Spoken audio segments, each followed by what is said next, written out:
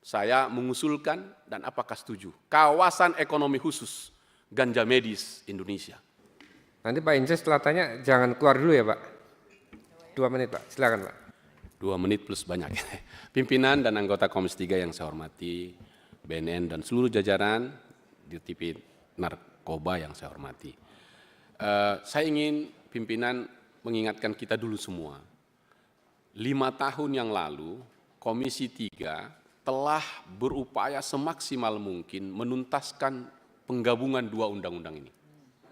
Tapi pemerintah lempar anduk waktu itu, sehingga nggak jadi. Terutama Undang-Undang Psikotropika. Hari ini kita mulai lagi. Saya usul pimpinan, daripada nunggu pemerintah, kita usul ini menjadi inisiatif dari DPR, biar cepat.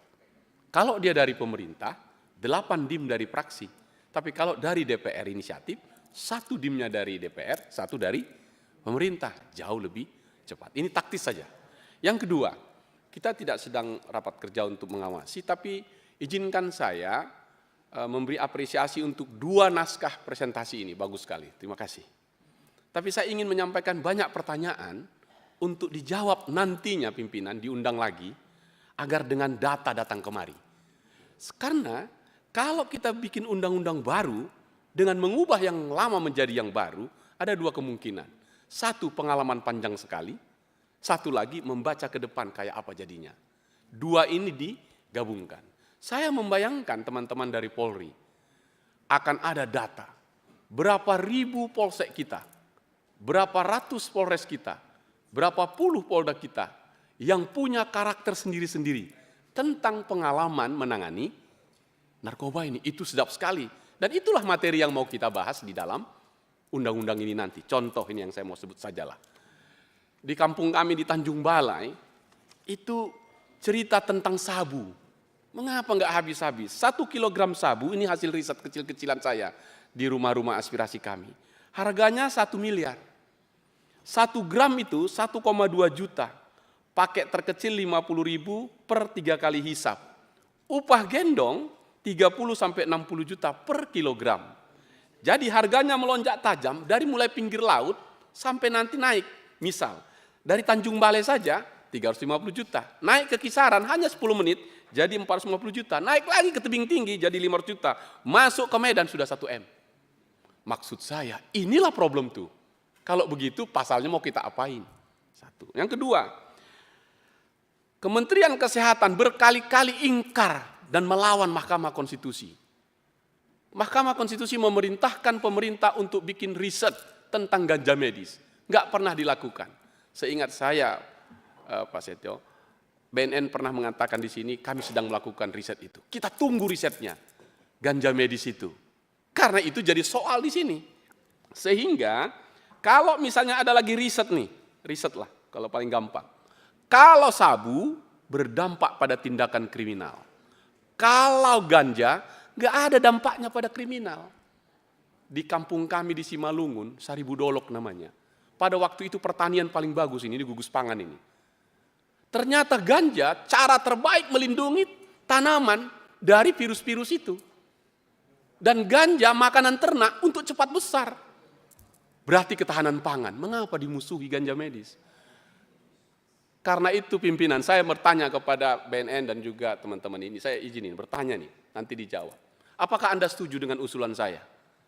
Kita bentuk kawasan ekonomi khusus ganja medis Indonesia. Kan yang dilarang kan peredaran gelapnya. Kalau begitu ya kita buat peredaran terang. Dari puluhan ribu pulau di Indonesia, ambil aja 10. Cukup di situ semua, di situ rehabilitasinya semua di situ. Wah, kalau itu terjadi keren itu. Nah, saya nanti bertanya aja itu, memancing aja, kira-kira setuju nggak itu? Sehingga hasilnya nanti kayak Kakor Lantas, 88% balik ke kegiatannya, 12% kembali ke APBN. Supaya anggaran yang tadi kami persoalkan ini nggak lagi jadi masalah, tapi jangan dijual di Indonesia, kan kira-kira begitu. Ini pertanyaan saya, apakah ada risetnya?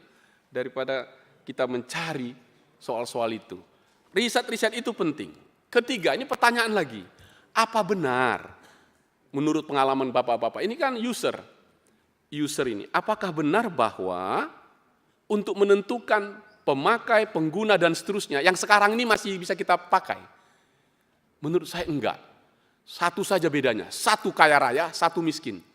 Jadi yang kaya raya itu yang ditangkap, yang disebut tadi oleh Bang Natsir Jamil. Jadi yang megang, yang ngedar, yang kecil-kecil itu, dia adalah korban semuanya. Sedangkan tadi bandar yang ditangkap di Malaysia tadi itu, itulah bandarnya. Kalau untuk narkoba Malaysia, saya tetap akan katakan ganyang narkoba Malaysia. Karena itu yang mau masuk ke kampung kami di Sumatera Utara. Jadi jangan tanggung-tanggung tentang itu. Jadi pertanyaannya adalah, ini undang-undang kita mau kita ubah ini, apakah itu lagi? Udahlah, janganlah karena tadi 2 gram, 3 gram, 4 gram tadi, enggak itu lagi urusan kita. Urusan kita, orang kaya raya melawan hukum, mengorbankan anak manusia. Terima kasih ini Pak Kepala BNN ya. Agustus yang lalu, Presiden Prabowo meminta persetujuan DPR untuk memberi amnesti dan rehabilitasi terhadap 1.116 waktu itu. Hampir 1.100 sekian itu pengguna narkoba.